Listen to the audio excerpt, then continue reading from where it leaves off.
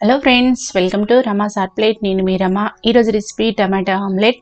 చాలా బాగుంటుంది. ఇన్స్టెంట్గా అప్పటికప్పుడు కారంగా స్పైసీగా ఏదైనా తినాలనిపిస్తే ఈ విధంగా టమాటో ఆమ్లెట్ చాలా బాగుంటుంది. ఇది తింటుంటే సేమ్ మనకు పిజ్జా తిన్న ఫీలింగే కలుగుతుంది. దీని యొక్క ప్రాసెస్ చూద్దాం. దీనికోసం 2 టమాటాలు, ఒక పచ్చిమిరపకాయ తీసుకోండి.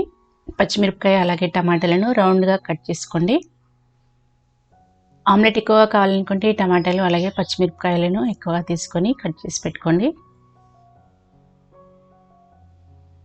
ఎప్పుడు రొటీన్గా కాకుండా ఈ విధంగా టమాటాలతో ఆమ్లెట్ చాలా బాగుంటుంది. ఇప్పుడు టమాటాలను స్లైసెస్గా కట్ చేసుకోండి. అన్నీ కూడా సేమ్గా ఉండాలి. మరీ సన్నగా కాకుండా లావుగా కాకుండా నేను వీడియోలో ఎలా చూపిస్తున్నానో సేమ్ అదే విధంగా కట్ చేసి పెట్టుకోండి. ఇలా స్లైసెస్ కట్ చేసి పెట్టుకోండి. సేమ్ ఇంకో టమాటాని కూడా ఈ విధంగానే కట్ చేసి పెట్టుకోండి.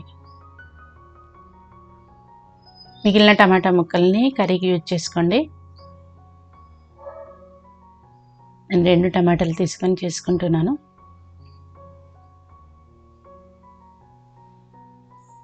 ఇవి కట్ చేసి పక్కన పెట్టుకోండి. ఇప్పుడు ఒక బౌల్ తీసుకొని అందులో 2 కోడిగుడ్లను తీసుకొని పగలగొట్టుకోండి.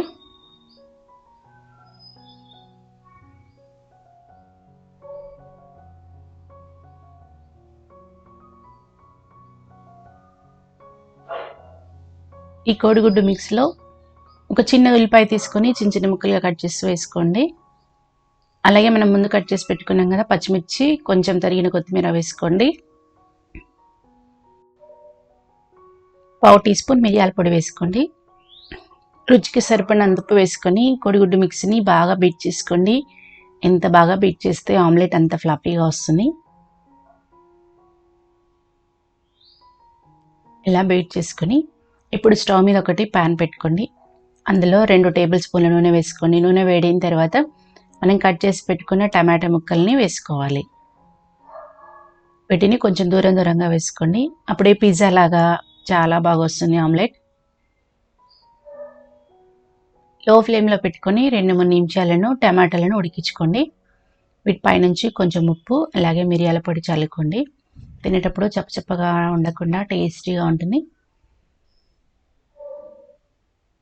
2-3 నిమిషాల తర్వాత రెండో వైపుకు తిప్పుకోండి. రెండో వైపుకు కూడా 2-3 నిమిషాలు ఉడికించుకోండి.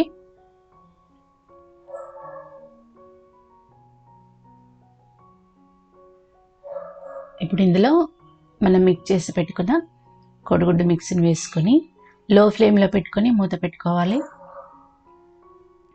అంతా కూడా ఈవెన్గా పోసుకోండి. అప్పుడే ఆమ్లెట్ కరెక్ట్గా వస్తుంది.